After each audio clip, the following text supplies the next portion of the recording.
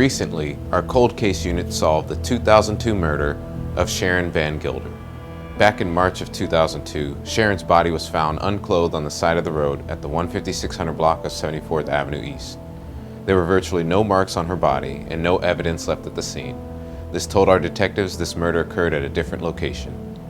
The medical examiner's office took DNA swabs and found hairs on Sharon's body. They were able to identify her from fingerprints.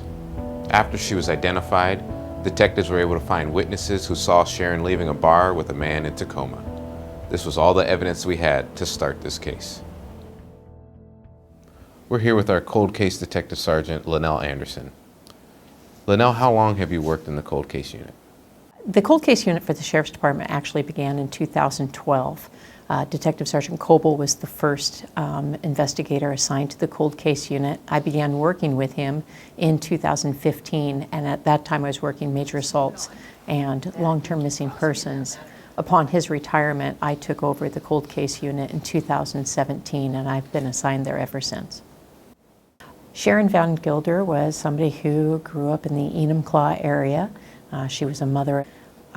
She had an extended family of multiple siblings. She was known to be a kind person, and she was well liked. The people who came forward who saw her on her last night were extremely fond of her and had very good things to say. They felt that it was a distinct loss in this world that she was no longer here. What happened to Sharon that night before she was found? The last time she was seen was approximately 2 hours before her body is found, and Sharon was at a bar in the city of Tacoma. She was seen leaving with two Hispanic males, one of which the bartender identified as Manuel Urbano-Vazquez. She felt safe leaving with him, and she did leave with him, and that was the last time she was seen. What, in your opinion, made this case go cold? Although a person had been identified that had left with her from the bar in Tacoma, that person had left the country. With DNA at the time, although a profile had been obtained from the evidence collected from her body, it wasn't enough to be entered and matched to that individual. What are some of the things that we learned about this case many years later down the road? Detective Sergeant Coble, who is now retired, took another look at this case, and he was able, through research and other means, to correlate several rapes that occurred within the city of Tacoma within several months of the original incident and tie the suspect to the rape.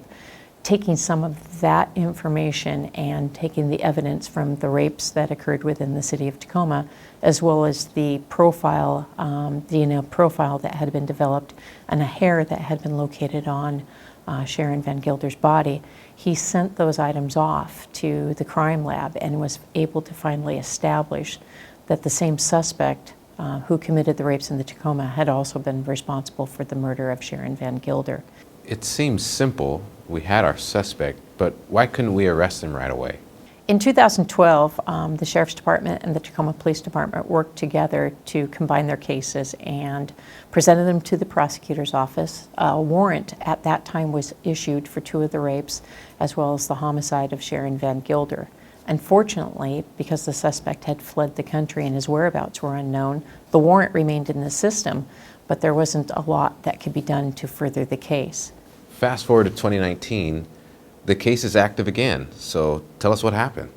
Working collaboratively with the prosecutor's office and with the FBI, we were able to determine where the suspect was in Mexico, and that changed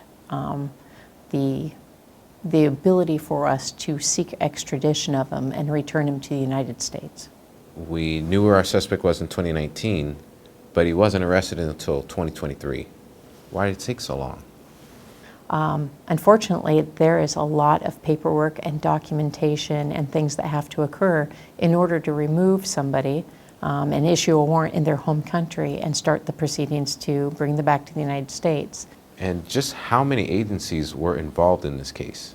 You'd have to start with the prosecutor's office, all of the detectives from the Tacoma Police Department, the Pierce County Sheriff's Department, who worked the initial incidents, the FBI, Special Agent Terry Postma specifically, Interpol, the AUSA, EDOMEX, and the FBI office out of Mexico City.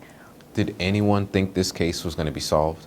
I think that in 2012 there was a lot of concern that we would not be able to locate the suspect. And although we knew who had committed the crimes, we would not be able to locate them and bring them back to face justice. Why is it important to work these unsolvable cases?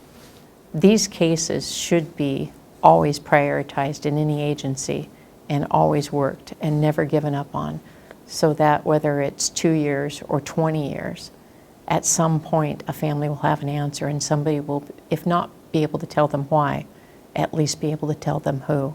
What do you tell the families that are still waiting for answers?